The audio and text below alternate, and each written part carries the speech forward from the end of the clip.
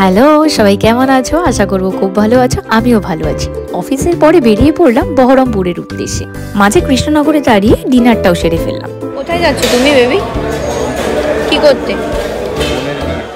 আমাদের গেট খুলে দেওয়ার জন্য বাবাও আমাদের জন্য জেগে রইল। এটা ছিল পরের দিন সকালবেলা। পিসি আর দেবুদা দাঁতপুর থেকে চলে এসছে। চল একটু চা দিয়ে নি। হ্যাঁ, ঘরে কাজের লোক নেই?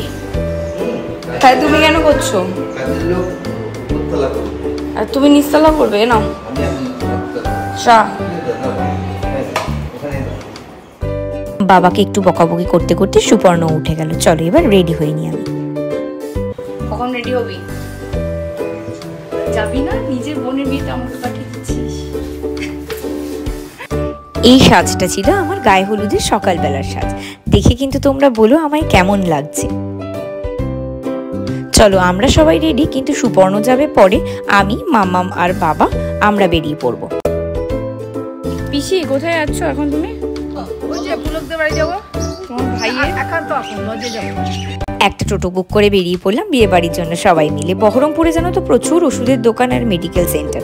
পরে একদিন দেখাবো। চলো এসে পড়েছি আমরা বিয়ে বাড়ির এই লজে, একান্ত আপন লজে। চলো। কটা মিষ্টি আপনি আর নেবেন না? তুমি খাবে না? খেয়েছো? আমার বিয়ের পর শ্বশুরবাড়ির দিকের প্রথম অনুষ্ঠান, মানে সুপর্ণর কাকার মেয়ের বিয়ে, আমার ননদ। প্রচুর নিয়ম কানুন দেখবো বলে খুব এক্সাইটেড ছিলাম। এটা হচ্ছে আমার ননদ। এই যে মিষ্টি মেয়েটাকে দেখছো, এটাই হলো ননদ। ওরই বিয়ে। এই ননদের বিয়ে। তো তোমার এক্সপেরিয়েন্স কেমন বলো? এক্সাইটেড? অবশ্যই এক্সাইটেড। এখন অবশ্যই একটু ভয়ও লাগছে। মামা মুখ একটু আদর করে দিল। দেখি কেমন মেহেন্দি পড়েছে, এখানে ক্যামেরা দেখাও। আমরা এখন কোথায় এসেছি তুমি বলো। ও আমরা এখন এসেছি আমার বিয়ে, আর এখন নান্দি হবে। আমি দাদার পাশে থাকবো। মাথা চুলকাচ্ছে কেন? ভুলে গেছো তুমি? আমার বাবা এত হাসি খুশি এবং মিষ্টি একটি মানুষ যে বলে বোঝানো নয়। এটা হলো আমার দিদি ভাই, মানে আমার নিজের যা। এবারে শুরু হবে প্রচুর নিয়ম, যেটা দেখার জন্য আমি খুব এক্সাইটেড। এখানে যে কুলো মাথায় নিচ্ছেন তিনি হচ্ছেন আমার কাকি শাশুড়ি, আর ব্রাইড যে তার মা চোখ বেঁধে থাকবে, আর ওর হাতের মধ্যে সবাই ধান দেবে। সেটাই ওই ধানটা হামল দিস্তাতে ভাঙা হবে। তারপর ওর হাতের মধ্যে সব ওরা মিলে বড়ি দেবে।